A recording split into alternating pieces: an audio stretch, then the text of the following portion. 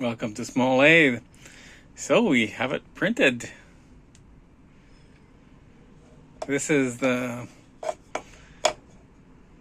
3D printed board that will connect the lathe, the Unimat lathe body, and the motor body. Basically speaking, the 4 holes are for the motor and these 2 are for the Unimat body, and this is the cavity for the motor shaft.